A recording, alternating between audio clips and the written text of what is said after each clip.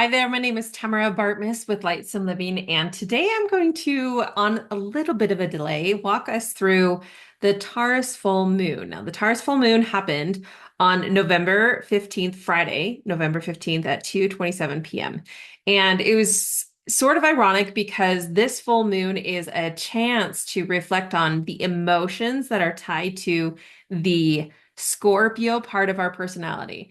And this opposition actually introduces the opportunity to say, what have I gathered that I see as part of who I am, or even my resources that are no longer needed in my identity? As Scorpio in the sun moving through Scorpio sort of exposes what is the part of ourself, the hidden parts, the secret parts, the maybe the fears that we have that we need to shed and let go of. And so the moon moving through Taurus brings this conversation into place.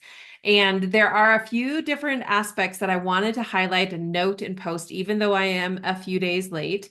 We are out of the full moon portal, but it's a good time. I find that in astrology, sometimes reflection is more powerful than actually living through that moment because we can see things with a different sense and a different eye and different perspective. In fact, when we were at the exact point of the full moon, I was traveling to a different state on the road and our car broke down. Literally, we were going through this car issue in the middle of the apex of this full moon. And that is something for me to reflect on and to chew on and say, how is that relating to the things that I think are valuable or important? What do I need to let go of?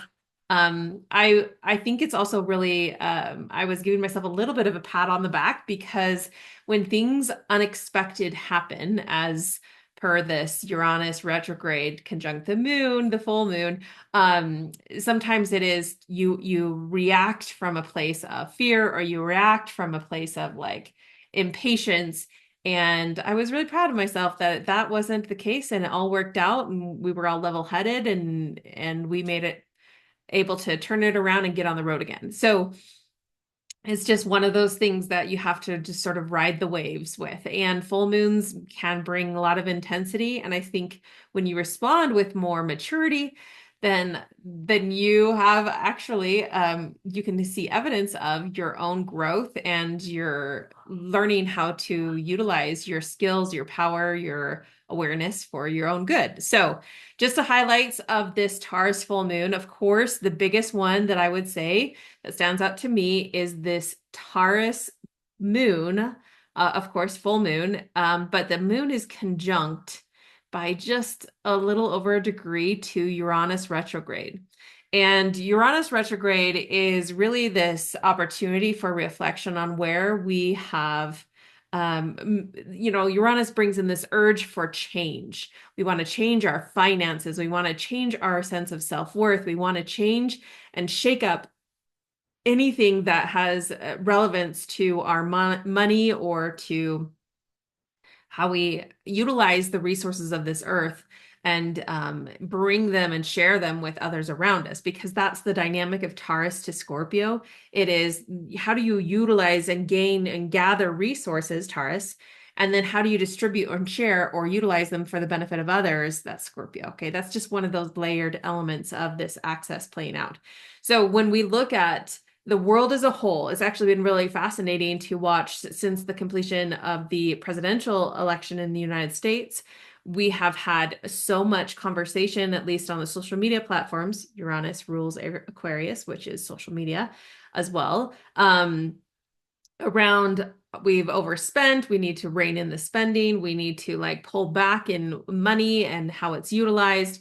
It's again, when things have gone too far, retrograde energy is saying, let's check it. Let's actually make sure we are doing this right. So you could see with Uranus in Taurus, that has have we gone too far in our expenses or in our use of our resources? And retrograde is the reminder of let's review this, but also let's not change everything immediately. And that is part of the let's do this a little bit with some wisdom.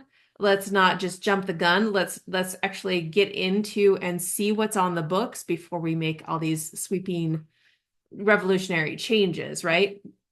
So there's a little bit of that energetic pause that Uranus retrograde brought and still is bringing. In fact, Uranus retrograde will continue through January 30th. So this is actually fascinating and always ends up being right now, slowly every year, it's moving a little bit further later into the year when it goes retrograde. But Uranus will always go retrograde once a year right now. And for the last good while, it's been between August and January, and that pattern will continue, but we will be moving, Uranus will be moving retrograde and shifting in this next year from just in Taurus to also including Gemini. And so if we look at the topics of discussion on a social level of things that are needing to be addressed, one, finances and budgeting on a governing, level. That also plays into this Uranus trining Pluto in Capricorn, and then the ruler of Taurus being Venus also being in Capricorn. So a lot of talk about how do we deal with government spending, or how do we manage our legacy, and from a financial perspective, that could all play into this as well. So Uranus, though, once it moves into Gemini, we are going to see some of that revolutionary energy showing up in how we communicate and how we also education systems. And so those are some of the things that you can sort of look down the road and see that are already being really talked about. Things around financial budgets and government overspending. And you can see also topics around Department of Education and other things. I just find that fascinating. I don't know how it will unfold, what it will look like, but it sort of matches the energy that's showing up as far as the topic of what can we reform and what needs to be improved on as far as efficiency and other things. So that was an interesting aspect that was playing out during this full moon. Another thing, again, with it was that Mercury is in its pre-shadow right now. And again, that means we might be over communicating, like so much chatter and so many thoughts and other things that are just being blasted out there. And once it goes retrograde, which will be just before Thanksgiving, November 26th. That's when retrograde of Mercury begins, just in time for the holidays. Isn't that lovely? In fact, let me just double check on, yeah, it'll be a week from today. So Tuesday, November 26th, Mercury will go retrograde, and we have, at least the US has Thanksgiving on Thursday, the 28th. So just in time for lots of family time when the communication planet goes retrograde. So hopefully you keep your wits about you as you communicate with family, especially over these holidays, because Mercury is retrograde during the holiday season for the most part. Another thing that I wanted to highlight, because it impacts or is impacted by this full moon, is this, what is known as an easy opposition aspect pattern, where Neptune is the apex point of it, and Neptune is in retrograde. Now, Neptune is about to leave retrograde, and then soon after that, it will actually leave the sign of Pisces, and we won't ever see that again in our lifetime. So again, similar to Pluto leaving Capricorn and entering Aquarius as it did today, this afternoon, and I hope to do another video on that soon. But Neptune will be leaving retrograde and then leaving Pisces, and it is sort of a unique, again, a unique time and shifting of generational thought patterns, and we will have Neptune moving into Aries, a totally different energy than Neptune being in Pisces. But we will see that retrograde end for Neptune on December 7th. Neptune's been in Pisces since 2011. So if you think back for the last 13 or so years, what have you learned about your own spiritual practices and spiritual gifts? How do you escape or avoid emotion? How do you lean into and transform that emotion? How do you lean into forgiveness? Those are some of those Piscean themes that Neptune has been helping us explore since 2011.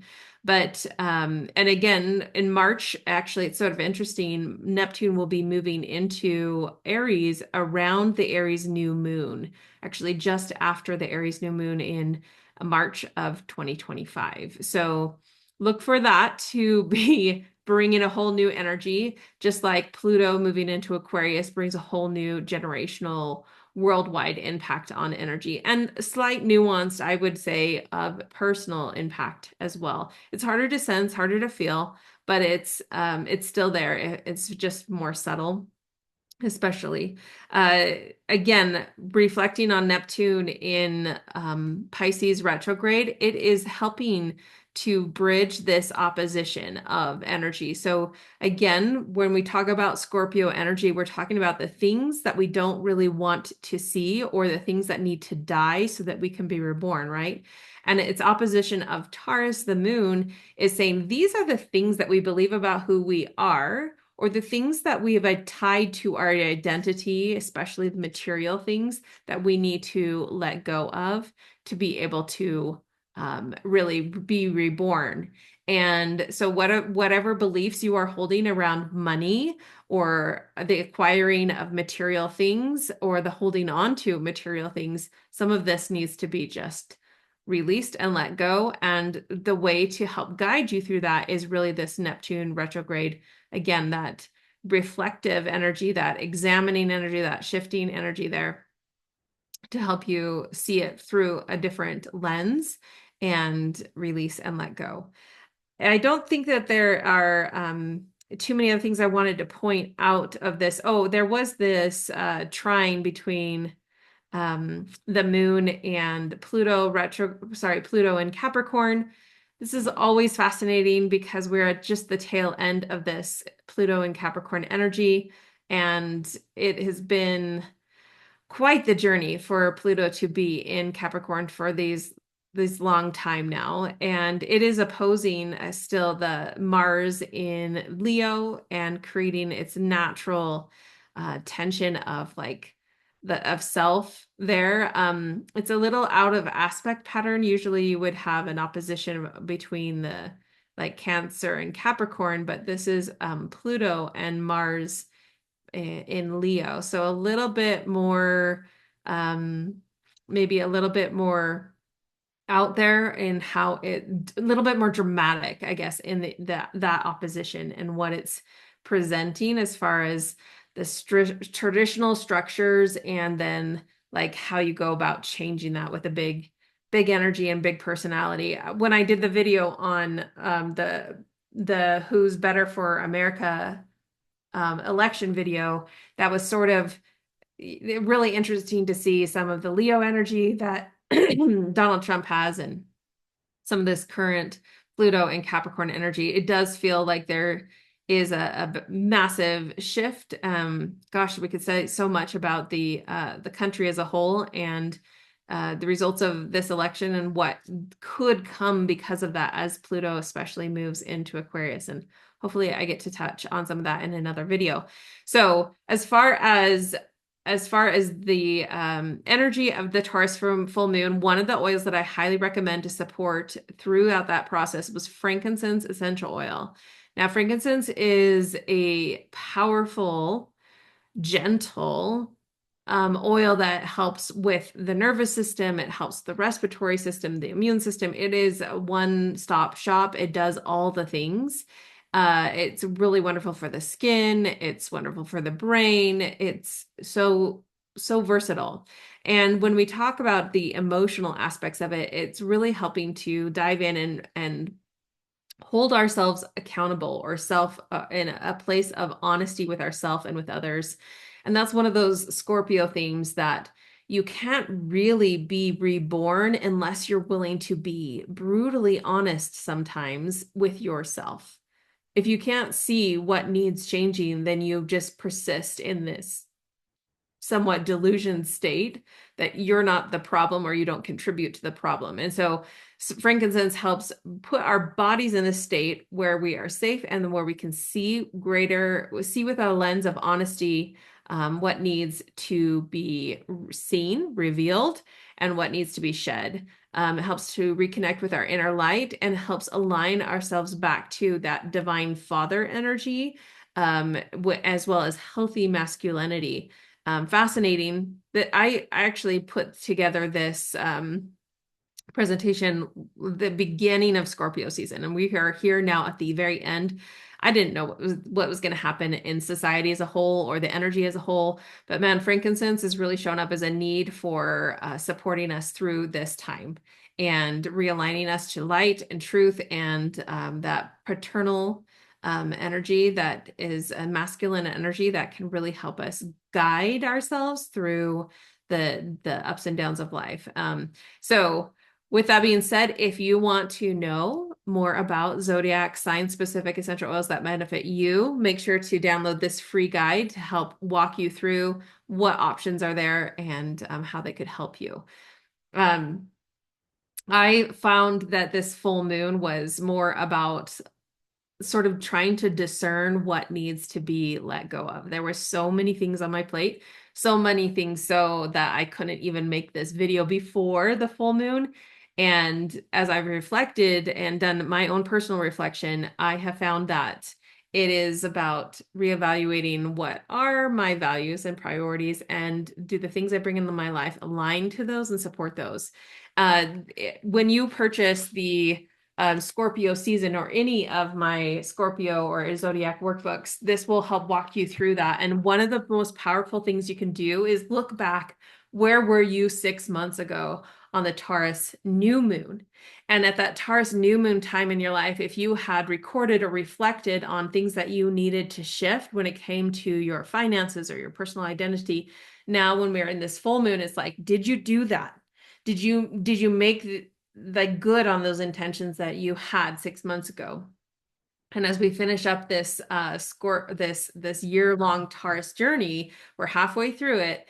When we get back there 6 months from now, we have completed the growth cycle. And that's what this workbook that I have on Amazon, I'll link it in the description below, is meant to help you explore that and personalize that journey, because you have the ability to understand for yourself how astrology is working for you. This isn't, I don't look at it as like this prophecy, like, let's predict the future. It shows where the energy points are and how they impact you in your personal life. And when you can connect the dots on that, there's a lot of empowerment and self-awareness that comes because of that. So if you found this video helpful, please like and subscribe and check back for the videos to come. Thanks, guys.